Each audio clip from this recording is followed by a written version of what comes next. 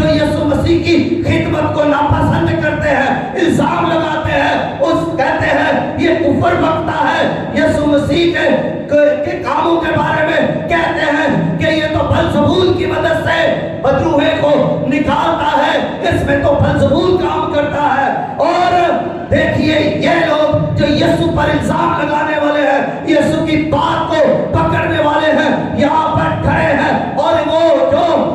منصوبے لے کر آئے ہیں، یہاں پر دو منصوبے ہیں، ایک ان یہودیوں کا، عالموں کا، فقیہوں کا، فریسیوں کا ایک منصوبہ یہ ہے کہ آج مردہ زندہ نہیں ہوگا اور ہم ایسے یسوع کو پتھر مار مار کر یہیں پر ہلاک کر دیں گے۔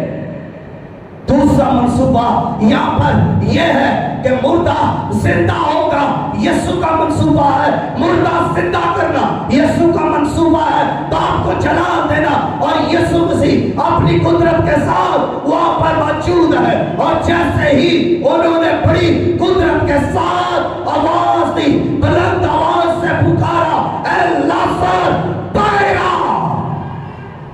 تو یسوع مسیح کی آواز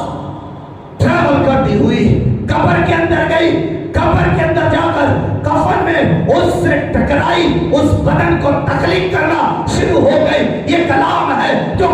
قدرت رکھتا ہے، یہ کلام ہے جو تخلیق کرتا ہے۔ لازر کا بدن جس سے بدبو آ رہی تھی، لازر کا بدن جو مر گیا تھا، لازر کا بدن جس پر شاید کیڑے بھی پڑے ہو، لازر کا بدن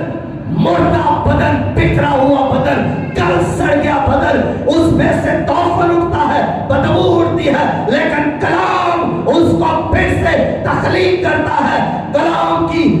کی قدرت نے اس کی آنکھوں کو بحال کیا، اس کے ذہن کو بحال کیا، دل کو بحال کیا، انتڑیوں کو بحال کیا، معدے کو، جگر کو اس نے بحال کیا، اور ماس کوشش کو پھر سے بحال کیا۔ اور یہی قدرت والی آواز پھر آگے ٹریول کرتی ہے اور میں روا میں جاتی ہے جہاں پر اس کی روح ٹھہری ہوئی ہے، اس روح کو اس قدرت کی آواز نے لایا، اور جب وہ لازر کی روح کو واپس قبر کے اندر لاتے ہیں اور وہ روح اس لازر کے بدن میں داخل ہوتی ہے اور لازر زندہ ہو جاتا ہے۔ لازر جو پہلے مردہ تھا اب روح کے داخل ہونے سے کے سبب سے اور بدن کے ریکریشن ہونے کے سبب سے لازر زندہ ہو چکا ہے۔ ادھر یسوع نے کہا ہے لازر باہر آ، اور لازر قبر سے